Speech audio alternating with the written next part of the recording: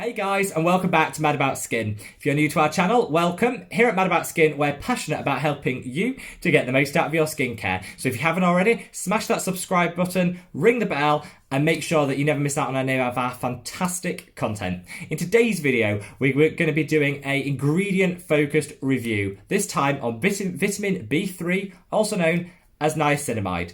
So, what does it do?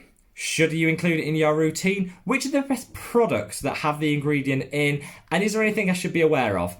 I'm going to try and keep this as short as possible. I can get very overexcited when we talk about ingredients. It's the thing I love most. Actives in skincare is the thing I'm obsessed about.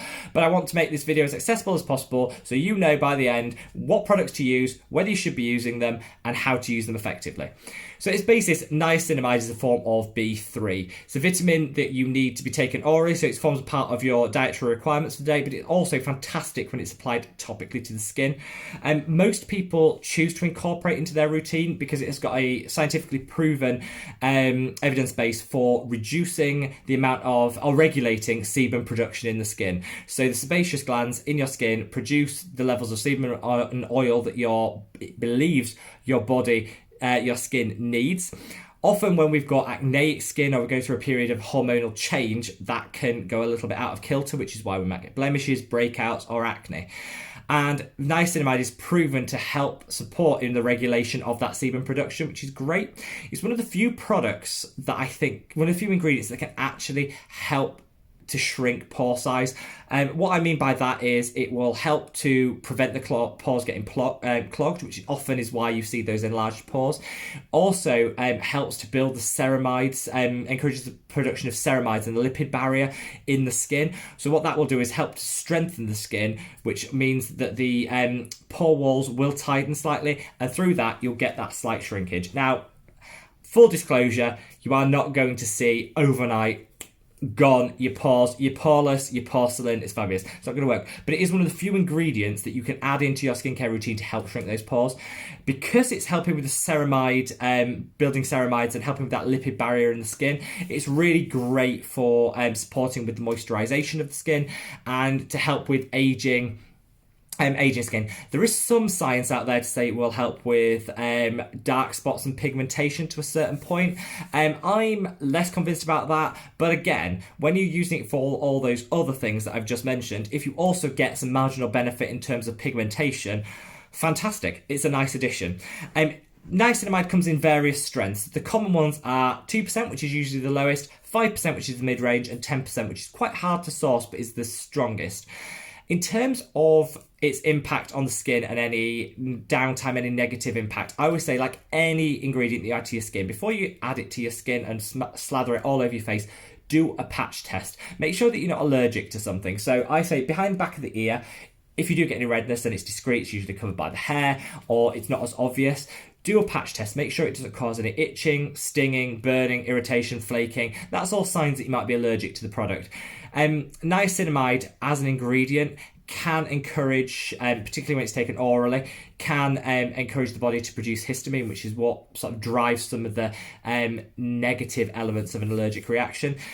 So it can heighten that. So it's something to be aware of. It's very rare that people do have a reaction to niacinamide, particularly when it's topically applied to the skin. But you should always, as with any product that you do a patch test first. If you've gone past that, honestly, I think you will adore this product. And I think it's one of the few ingredients which is applicable to all skin types.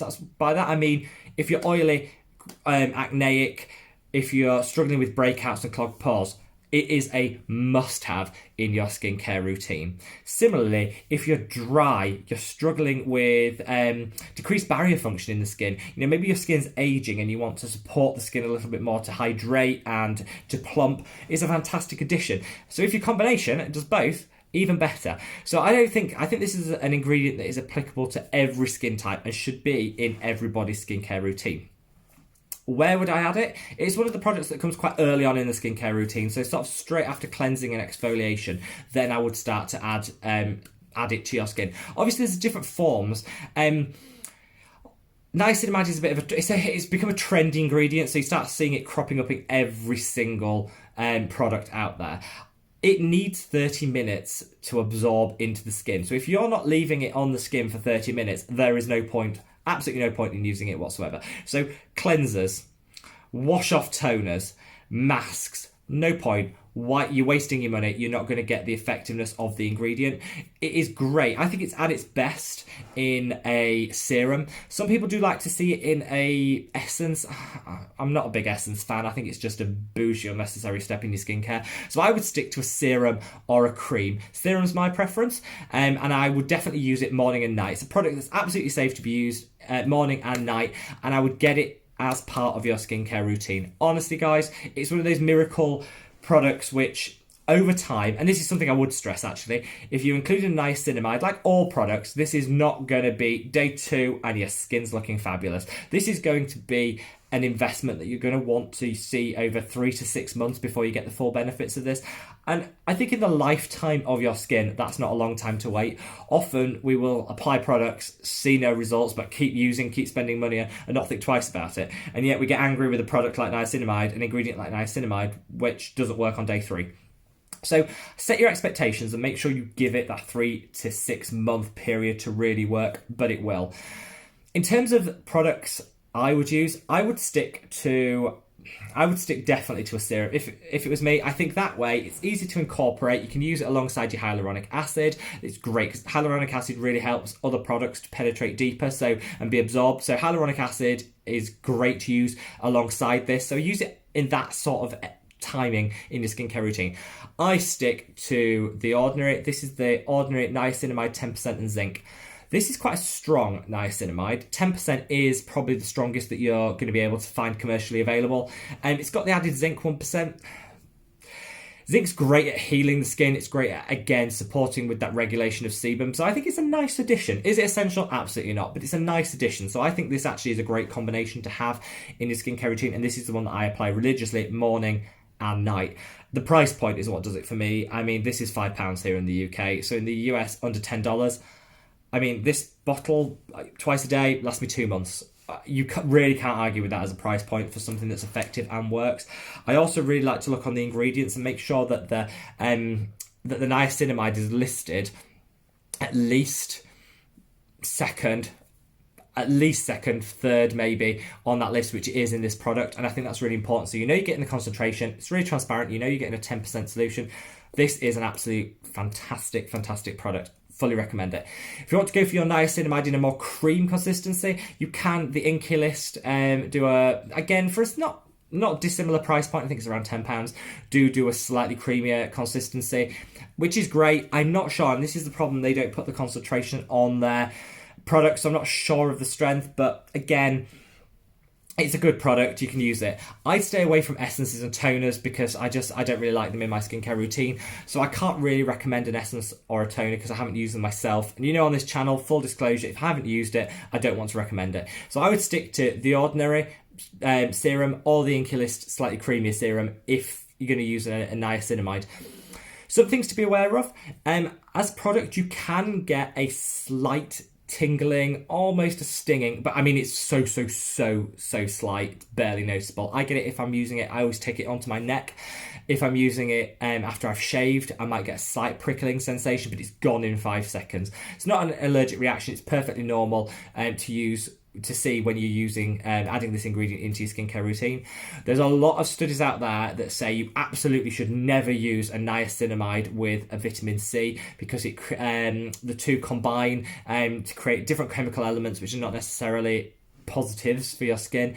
That's very old research. That's very it's when you're using a very highly concentrated vitamin C in its purest form.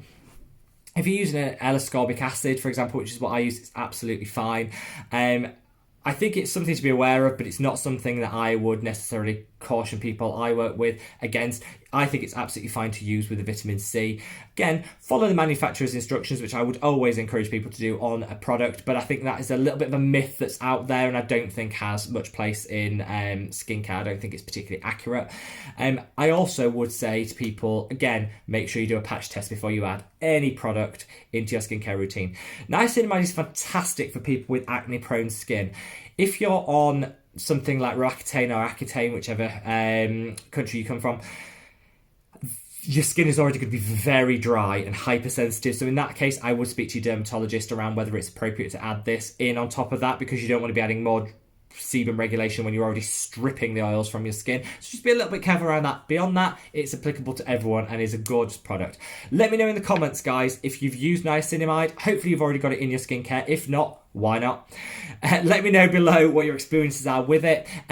Any of the products that include it that I haven't mentioned here, there's loads out there. Are there any that you'd recommend? I'd love to try them, so give me your recommendations. Make sure to give this video a big thumbs up, guys. It really helps us out on the channel, and I'll see you in the next video. Take care, guys. Bye.